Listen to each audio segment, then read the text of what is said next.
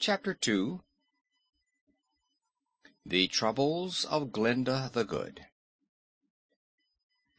That same morning there was great excitement in the castle of the powerful sorceress of Oz, Glinda the Good.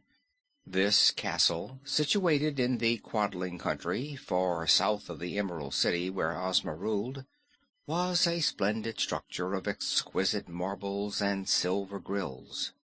Here the sorceress lived, surrounded by a bevy of the most beautiful maidens of Oz, gathered from all the four countries of that fairyland, as well as from the magnificent Emerald City itself, which stood in the place where the four countries cornered. It was considered a great honor to be allowed to serve the good sorceress, whose arts of magic were used only to benefit the Oz people. Glinda was Ozma's most valued servant, for her knowledge of sorcery was wonderful, and she could accomplish almost anything that her mistress, the lovely girl ruler of Oz, wished her to do. Of all the magical things which surrounded Glinda in her castle, there was none more marvelous than her great book of records.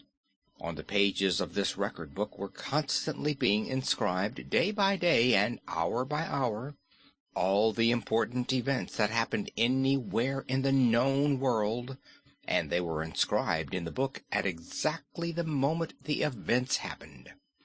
Every adventure in the Land of Oz and in the big outside world, and even in places that you and I have never heard of, were recorded accurately in the Great Book, which never made a mistake and stated only the exact truth. For that reason, nothing could be concealed from Glinda the Good, who had only to look at the pages of the Great Book of Records to know everything that had taken place. That was one reason she was such a great sorceress, for the records made her wiser than any other living person. This wonderful book was placed upon a big gold table that stood in the middle of Glinda's drawing room. The legs of the table, which were encrusted with precious gems, were firmly fastened to the tiled floor, and the book itself was chained to the table and locked with 6 stout golden padlocks, the keys to which Glinda carried on a chain that was secured around her own neck. The pages of the great book were larger in size than those of an American newspaper, and although they were exceedingly thin, there were so many of them that they made an enormous bulky volume. With its gold cover and gold clasps, the book was so heavy that 3 men could scarcely have lifted it. Yet, this morning, when Glinda entered her drawing room after breakfast, the good sorceress was amazed to discover that her great book of records had mysteriously disappeared. Advancing to the table, she found the chains had been cut with some sharp instrument, and this must have been done while all in the castle slept. Glinda was shocked and grieved. Who could have done this wicked, bold thing? And who could wish to deprive her of her great book of records? The sorceress was thoughtful for a time, considering the consequences of her loss.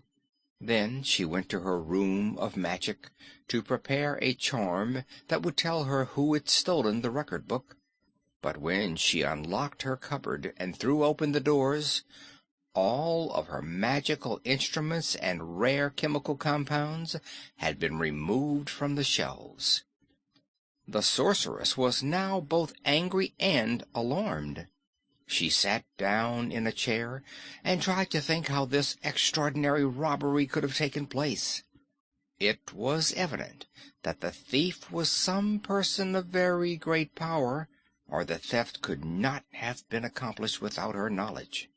But who, in all the Land of Oz, was powerful and skillful enough to do this awful thing, and who, having the power, could also have an object in defying the wisest and most talented sorceress the world has ever known? Glinda thought over the perplexing matter for a full hour, at the end of which time she was still puzzled how to explain it.